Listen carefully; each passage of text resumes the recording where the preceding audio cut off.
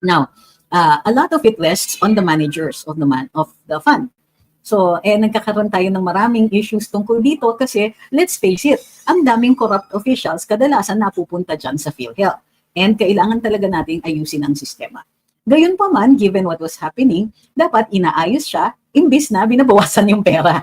Diba? Dapat ang tinitignan natin dito ay yung performance ng ating mga fund managers, yung performance ng ating mga yung mga nagpapatakbo ng PhilHealth, and at the same time, to ensure na yung pera na yun ay maayos sa paggamit.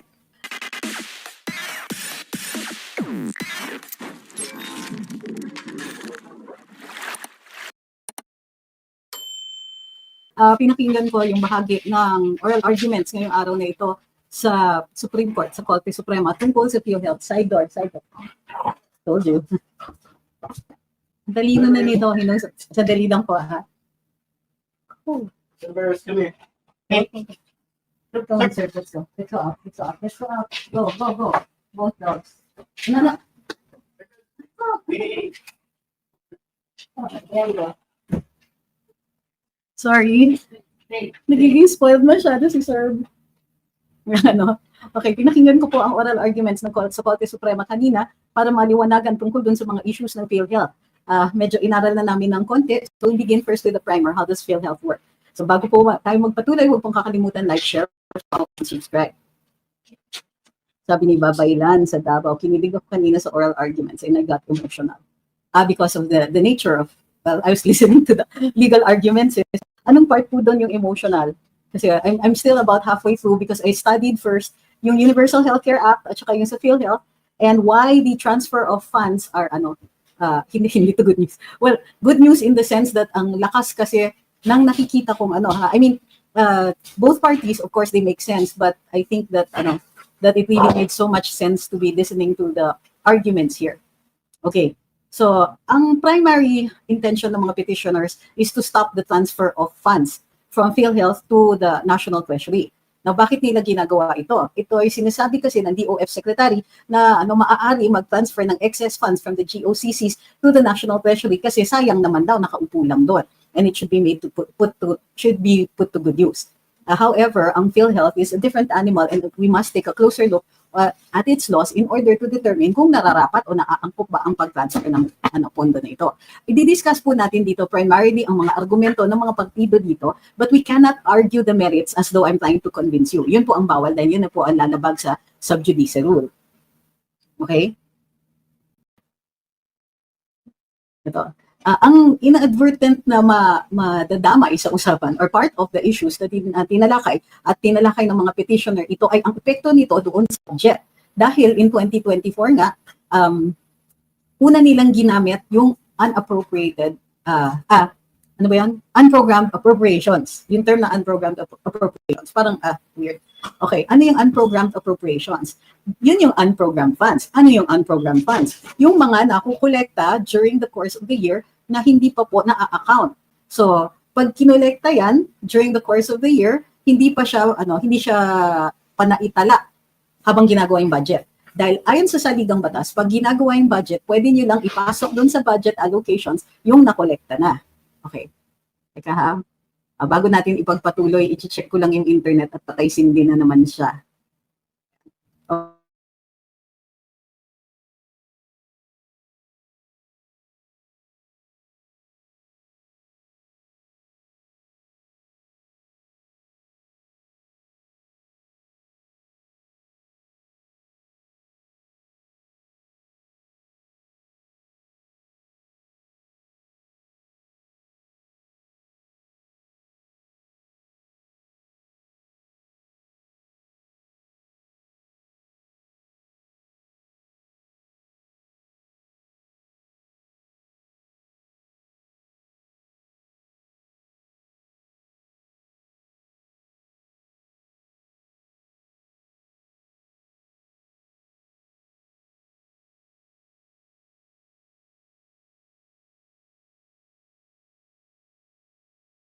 Ayun, okay, nandiyan na. So, ayun, para dun sa mga nanonood sa Facebook at saka sa YouTube, we're back. Actually, inayos lang po namin yung internet bago tayo magpatuloy. Okay, let's start with how insurance works.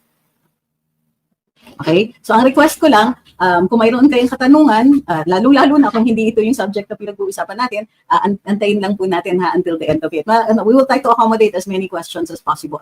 So, tama yun. Pati yung mga ad interim COA commissioner ay medyo natanungan siya tungkol dun sa possible conflict of interest niya. Pero today, ang talakayin muna natin, dahil maraming kailangan i-discuss dito, ay yung major issues para nang sa gayon maintindihan natin kung ano yung mga katanungan ng mga magistrado. So this is part 1, bukas po tayo magpa-part 2 kasi nahahabaan ako sa dami ng tatalakayan. Okay, let's begin.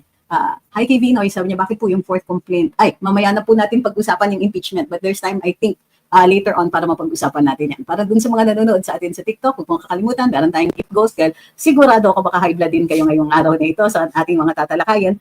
And you might need the karaoke session later on. So, check nyo lang po dito sa taas yung ating mga ginagawa. So, kakalimutan. Sandali lang po para walang interruption. Pumapasok sila dyan sa side mo.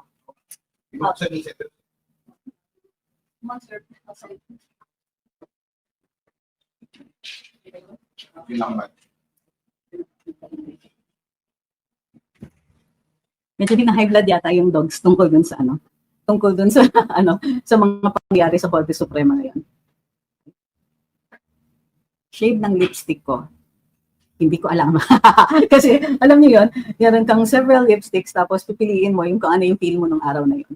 Okay, medyo parang nababagalan ako sa internet ngayong araw na ito, regardless of which provider we're using, pero gayon pa man, I hope na hindi masyado po kayo naantala sa ating sa patay sindi na ito. So, let's begin. Ano po ang PhilHealth? PhilHealth is insurance. Bakit tayo mayroong PhilHealth? Ang operative principle na ito is that healthcare is a universal right. Ito po ay karapatan sa ating lahat. Access to healthcare is a right. Kasi kung magdidepend lang, may mga tao talaga, ayon dun nga sa argumento ng isang abogado kanina, is that hindi dapat umaabot dun sa punto kung saan nakaka-distract yung comments. Patayin ko muna yung comments. Maganda naman kasi yung mga komento ninyo. Nakaka-distract lang. Sorry naman po. Ako yon. That's my fault. Okay. So, PhilHealth and the Universal Healthcare Act operate on the principle that healthcare or access to healthcare is a right. It's a right. Nakaakibat yan sa karapatan natin mabuhay. So, human right siya actually. Na mayroong kang karapatan na yon na access to healthcare simply because tao ka at buhay ka. Okay? It's a right that doesn't even rely on the law for you to be able to assert it and to demand an obligation from other persons to ensure that you have this right to live. Ang ayaw natin mangyari, gawa na nga ng pagkahirap, no matter what state your finances are, kailangan mayroong kang hindi ka aabot dun sa punto na namimili ka between magpakain sa pamilya mo at alagaan ang sarili mong kalusugan.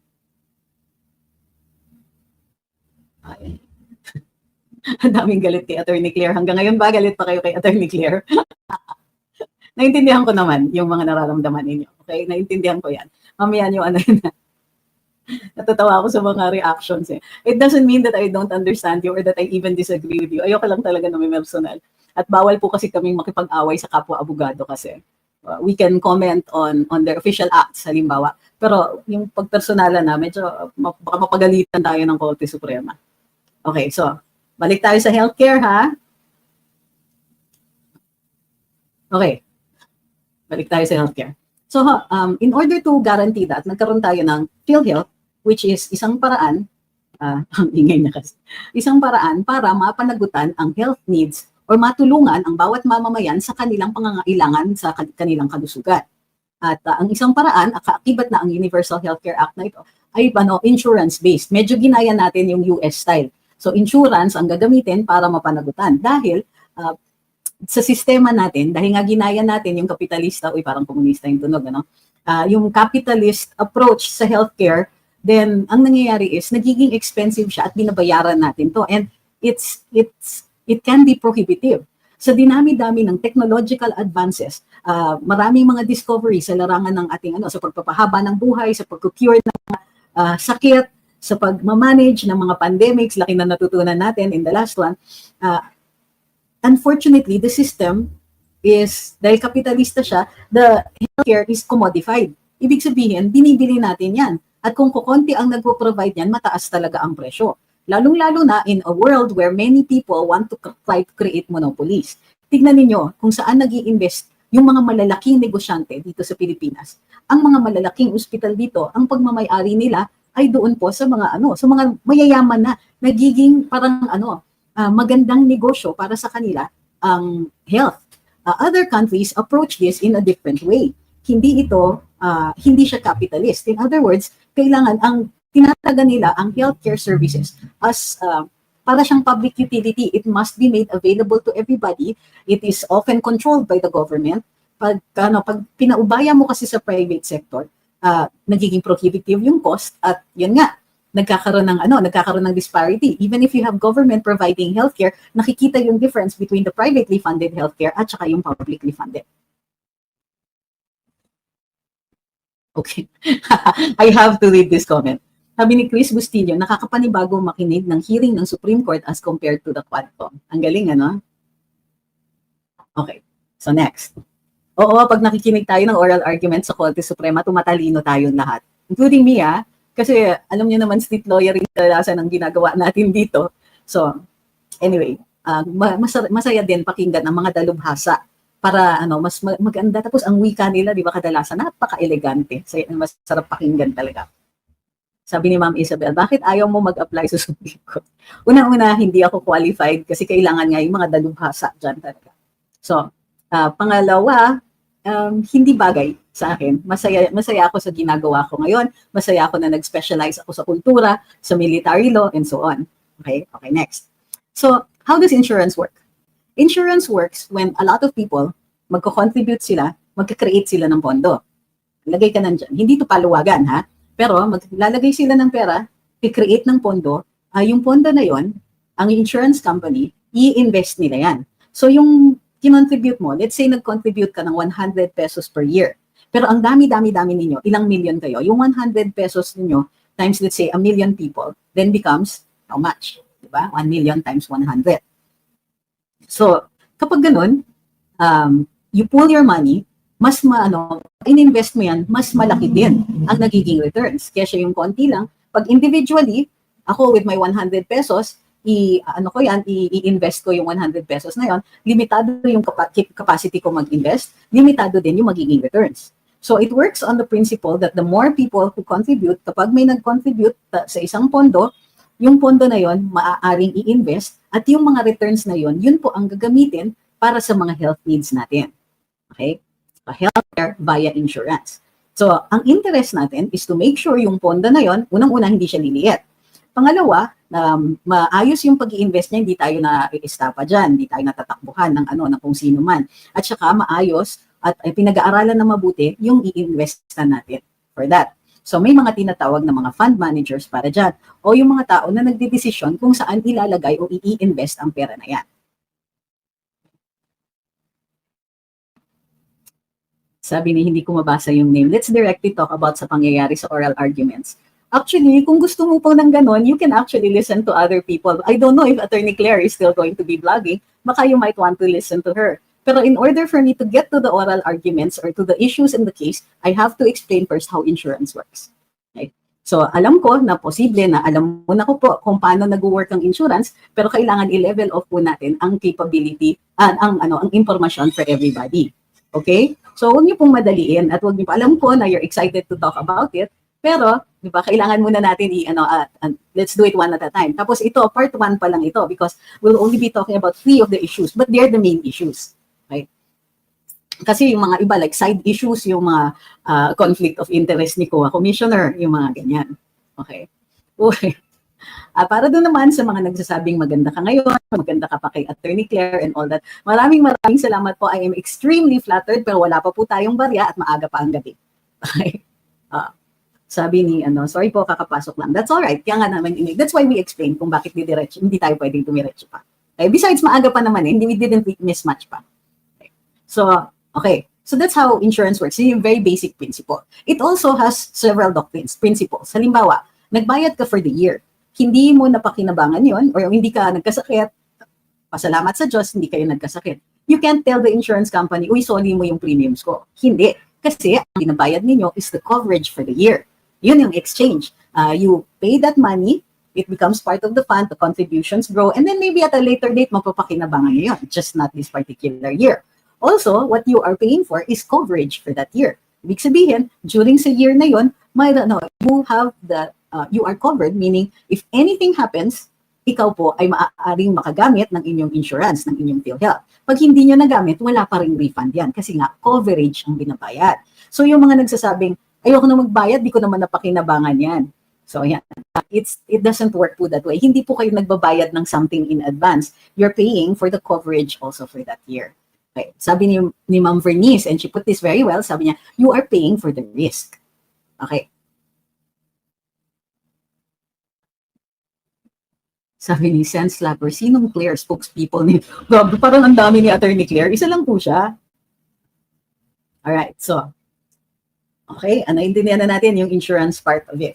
So, tapos meron tayong Universal Healthcare Act. Dun sa Universal Healthcare Act, tinatalaga nito kung sino ang mga nagbabayad dapat ng premiums, kung magkano yung mga premiums, o bakit magkano. Kasi binase yan sa actuarial studies. Ibig sabihin, para at a certain point in our future, mas malaki ang coverage at aabot na sa punto na tunay na universal siya. Kailangan may ganitong amount na nakokolekta ang PhilHealth every year nang sa gayon, viable siya for our population within something, if I'm not mistaken, 10 to 20 years pa. Gayon pa man, in order to get started, we have to begin paying right away. At lahat tayo covered. Kaya nga po, ang mga OFWs, kayo din po ay sinama kayo sa computation sa actuarial studies. Now, the Universal Healthcare Act also says saan gagastusin yan. So, aside from yung mga disease of the month, natatawa ko eh. Kasi inabanggit din kanina sa mga oral arguments na parang 17% lang ang nako-cover ng mga tao who avail of PhilHealth. Yun po ang average. And parang at best, kumbaga ang best case scenario kapag pumasok ka doon sa mga sa policy ng PhilHealth, at best you can get 40% of your total hospital bill kumbaga credited, meaning 60% na lang ng babayarin sa ospital ang pananagutan nyo, but that is a best case scenario. Okay.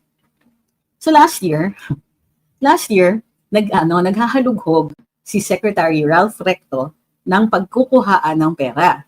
Dahil malaki po ang naging budget ng 2024 at ang laki ng itinalaga nito para sa pamimigay ng ayuda, almost 800 billion pesos. At marami doon ay nanggaling doon sa tinatawag natin na unprogrammed funds, or as they mentioned kanina sa oral argument, unprogrammed appropriations. Okay.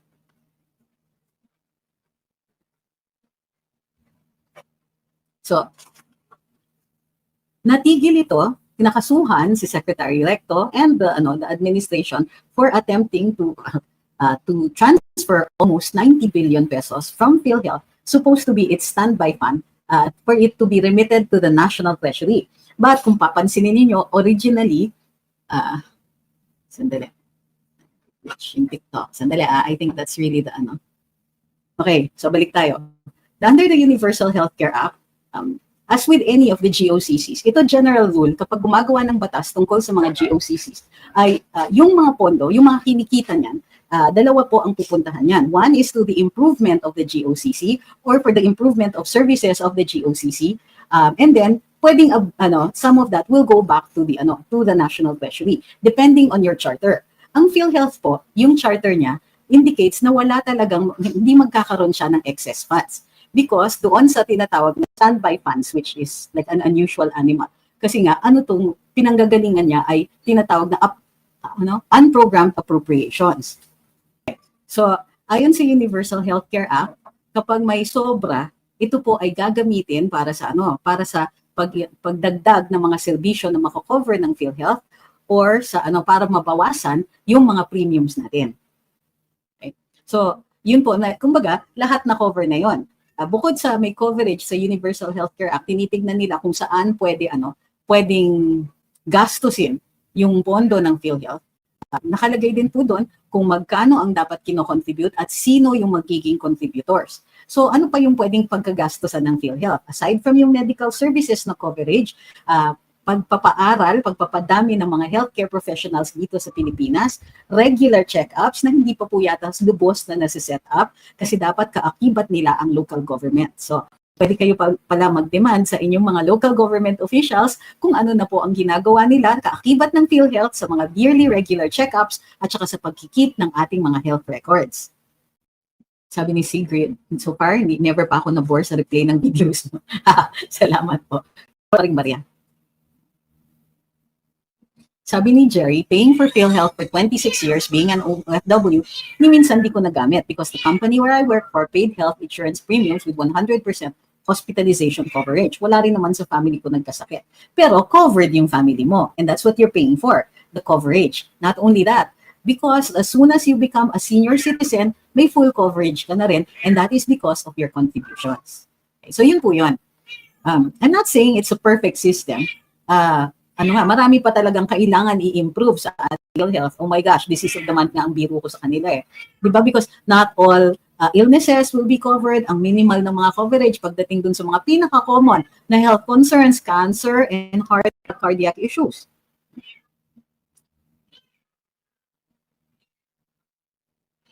Now, a lot of it rests on the managers of the fund. So, nagkakaroon tayo ng maraming issues tungkol dito kasi, let's face it, ang daming corrupt officials kadalasan napupunta dyan sa PhilHealth. And kailangan talaga natin ayusin ang sistema. Gayon pa man, given what was happening, dapat inaayos siya, imbis na binabawasan yung pera. Diba? Dapat ang tinitignan natin dito ay yung performance ng ating mga fund managers, yung performance ng ating mga yung mga nagpapatakbo ng PhilHealth, and at the same time, to ensure na yung pera na yun ay maayos sa paggamit. Alright, nung nag-start transfer ng pera ang Department of Finance doon sa National Treasury, nag-file po ng petition for prohibition and certiorari with prayer for temporary restraining order ang ilang mga petitioners. So consolidated po ang mga petitions dito. Okay, so consolidated yung petitions. Ano yung major issues dito? Number one, dun sa major issue is yung pagsingit nila sa national budget ng ng paggamit ng tinatawag na unprogrammed appropriations. Sabi ng mga petitioners, ang provision na nag-aalaw ng transfer ng pondo into the unappropriated funds is a rider and is therefore unconstitutional. Anong ibig sabihin ng rider? Ibig sabihin meron actually singit ang tawag doon, insertion na tinatawag natin. Pero it's called a rider kasi isinakay yan doon sa General Appropriations Act. And nung sinakay siya, hindi napansin na ito po ay nagre-require dapat ng separate na batas. Hindi mo pwede kasi ang isang batas dapat single lang yung topic niya. So in the GIA, it's only where the money is going to go. Yun lang. Pero dun sa rider na yun, ayon sa mga petitioners, nag-identify sila ng pondo. At yung pondo na yun ay ililipat. So sabi ng respondents, ng Solicitor General, hindi yan nag-identify lang ng funding source. Sabi ng mga petitioners, hindi yan basta funding source. Halos buong batas na ang nilagay ninyo. Kung papansinin ninyo, sabi ng mga petitioners, yung unappropriated yung UA or unprogrammed appropriations ay hindi nila ginawang bahagi ng National Expenditure Program. Dahil wala yan sa National Expenditure Program, pero take note, siningit siya through the Bicameral Conference Committee. So 2024 pa lang pala, may mga ganyan. Baka may blanco-blanco din sila. So, dun sa Bicameral Conference Committee, siningit yung rider na yan. Hindi yan napag-usapan sa Kongreso, hindi yan napag-usapan sa Senado, pinag-usapan lang po yan doon sa Bicameral Conference Committee. And milagro, nagkaroon na po ng appropriation at ang funding source niya ay manggagaling doon sa unprogrammed funds.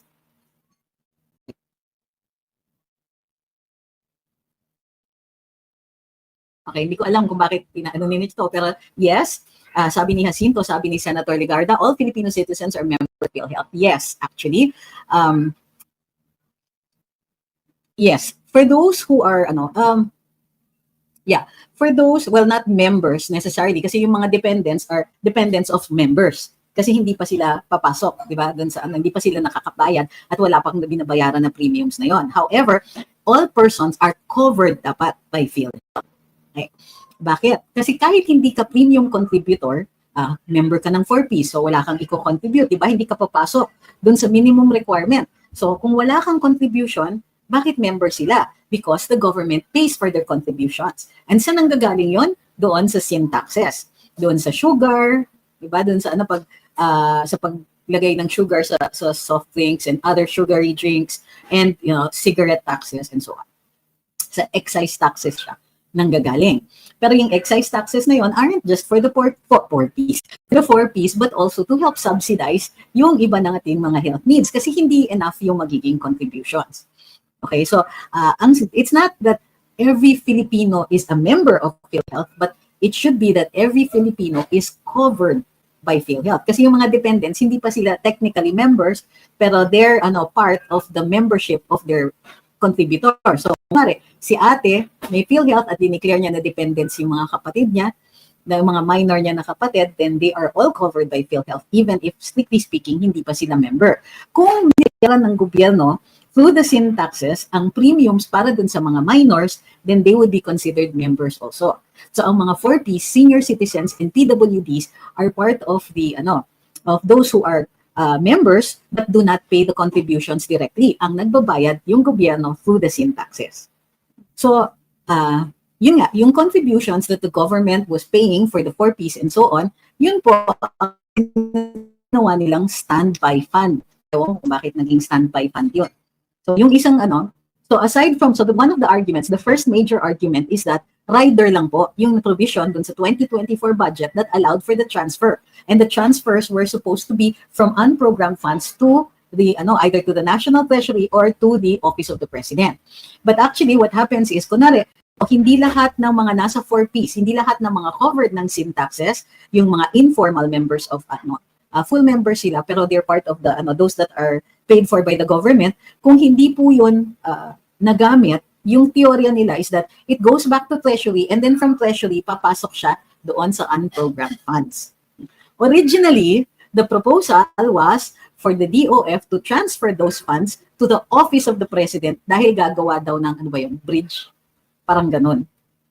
Supposedly panggawa ng kalye or something like that. Which of course is not, kumbaga, is by no means equivalent to healthcare coverage. So it's ang argument ng mga petitioners, hindi rider yung provision na yon doon sa 2024 budget. And kung papansinin niyo, this will again be brought up in questioning the 2025 budget doon naman sa kaso ni na Attorney Vic, which is set for oral argument in the first week of April. Ang sinasabi nilang standby fund, ang argument ng mga petitioners is that there's no such thing. Or dapat it's just a single fund. Yung nakukuha from contributions at nakukuha from sin taxes, lahat yan ay pumupunta sa iisa lang pondo. Hindi germane po, hindi dapat kino-consider na hiwalay. Although technically hiwalay lang siya sa accounting. So, ang sinasabi ng mga petitioners is that because it is a single fund, hindi mo yan pwedeng ilipat doon sa unprogrammed or ibalik sa National Treasury. Dahil maliwanag doon sa Universal Healthcare Act na mayroon po siyang pagpupuntahan, it's that para magastos siya, para lumawak ang coverage ng PhilHealth or bumaba yung mga premiums ng mga contributors. In short, the UA provisions or unprogrammed appropriations provisions in the GAA to transfer funds from the GOCC to National Treasury is a rider and defies constitutional directive for transparency. Second, yung single fund sin tax collection cannot be used for any other purpose except universal healthcare. So yun yung primary assertions ng mga petitioners. At yung mga nagsasabi na it's a rider and that hindi siya single fund is the side of the government. So let me check your comments.